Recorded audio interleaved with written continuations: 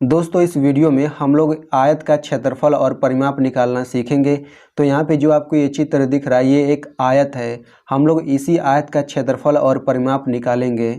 तो इस आयत का क्षेत्रफल और परिमाप निकालने से पहले हम ये समझ लेते हैं कि ये आयत होता क्या है, यानी कि आयत का परिभाषा क्या होता है। ठीक है, तो आयत को समझने से पहले हमें समझना पड़ेगा कि ये चतुर्भुज क्या होता है। तो आप लोग थोड़ा ध्यान से समझिएगा, अब से मैं जो चीज़ भी समझाऊंगा। तो देखिए चतुर्भुज की परिभाषा होती है चार भुजाओं से घिरी हुई आकृति को चतुर्भुज कहते हैं। ठीक है, चार भुजाओं से घिरी हुई आकृति को चतुर्भुज कहते हैं। जैसे यहाँ पे ये उदाहरण के रूप में आप देख सकते हैं, ये तीनों चित्र जो है ये तीनों ही चतुर्भुज हैं, तीनों ये आकृति चतुर्भुज हैं, क्योंकि आप देख सकते हैं इसमें चार भुजाएं हैं, 1 2 3 4, 1 2 3 4। ठीक है, तो अब हम लोग ये जान लेते हैं कि आयत क्या होता है। तो देखिए ऐसा चतुर्भुज जिसके आमने सामने की भुजाएं बराबर हों तथा चारों कोण 90 अंश के हों आयत कहलाता है। एक बार फिर से बता देता हूँ, ऐसा चतुर्भुज जिसके आमने सामने की भुजाएं बराबर हो तथा चारों कोण 90 अंश के हों आयत कहलाता है। यहाँ पे मैंने दो एग्जाम्पल लिया हुआ है, इसको सबसे पहले देखिए। तो इस भुजा की लंबाई 5 सेंटीमीटर है और ये भी भुजा की लंबाई 5 सेंटीमीटर है। तो यही तो आमने सामने की भुजाएं हैं, तो ये आमने सामने की भुजा तो बराबर है। अब हम लोग इन दोनों को देख लेते हैं। तो देखिए इस भुजा की लंबाई 3 सेंटीमीटर है और इस भुजा की लंबाई भी 3 सेंटीमीटर है, यानी कि ये भी आमने सामने की भुजाएं बराबर है। यानी कि इस चित्र में आमने सामने की भुजा बराबर है। और देखिए चारों कोण जो है 90 अंश के भी बराबर है। ये कोण 90 अंश के बराबर है, ये कोण 90 अंश के बराबर है, ये भी कोण 90 अंश के बराबर है और ये भी कोण 90 अंश के बराबर है। देखिए हम 90 अंश के कोण को इसी चिन्ह से दिखाते हैं, इसी तरीके से। ठीक है, तो ये आयत हो गया। वैसे ही आपको यहाँ पे जो चित्र देख रहा है ये भी एक आयत है, क्योंकि इसमें भी देखिए आमने सामने की भुजाएं बराबर है, ये भी आमने सामने की भुजाएं बराबर है और चारों कोण 90 अंश के हैं। यहाँ पे एक चीज़ हम लोग और समझ लेते हैं। देखिए बड़ी भुजा को लंबाई कहते हैं और छोटी भुजा को चौड़ाई कहते हैं। ठीक है, यानी कि इस आयत में लंबाई 5 सेंटीमीटर है, चौड़ाई 3 सेंटीमीटर है। इस आयत में लंबाई 8 सेंटीमीटर है और चौड़ाई 4 सेंटीमीटर है। तो चलिए अब हम लोग आयत का क्षेत्रफल निकालते हैं। तो देखिए आयत का क्षेत्रफल निकालने के लिए हमें आयत के क्षेत्रफल का फार्मूला पता होना चाहिए, यानी कि आयत के क्षेत्रफल का सूत्र क्या होता है वो हमें पता होना चाहिए और उसका उपयोग कैसे करते हैं ये भी पता होना चाहिए। तो चलिए सबसे पहले हम लिख लेते हैं आयत का क्षेत्रफल। तो देखिए आयत का क्षेत्रफल बराबर होता है लंबाई गुणा चौड़ाई। तो आप लोग इस फार्मूले को याद कर लीजिएगा कि आयत का क्षेत्रफल बराबर होता है लंबाई गुणे चौड़ाई।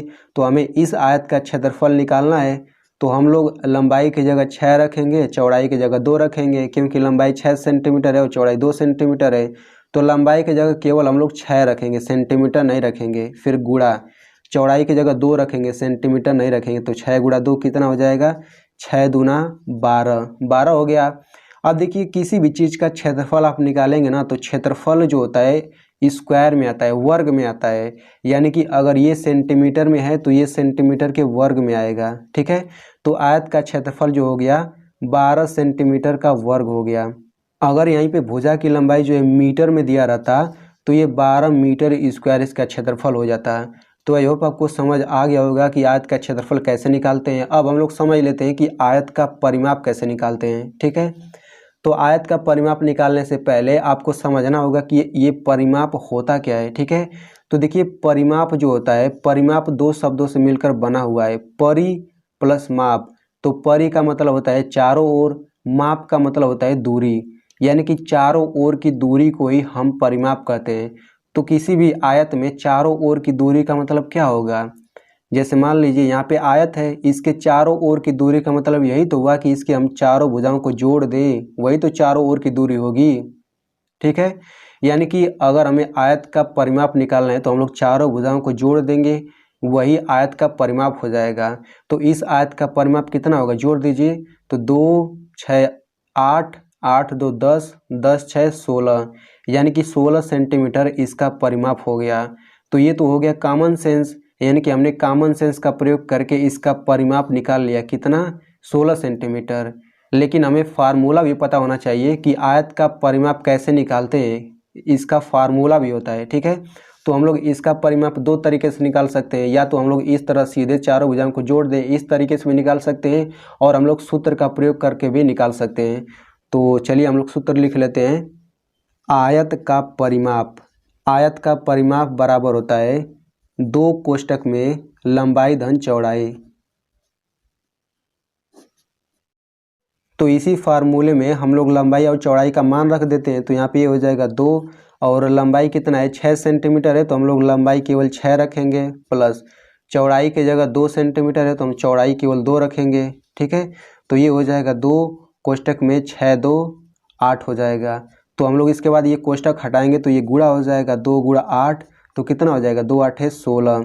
तो चूंकि ये परिमाप है ना, और परिमाप मैंने बताया कि चारों ओर की दूरी होती है, तो चूंकि ये सब सेंटीमीटर में है तो दूरी कितना होगा, ये भी 16 सेंटीमीटर यही ना होगा दूरी, यानी कि इसका परिमाप जो हो गया 16 सेंटीमीटर हो गया।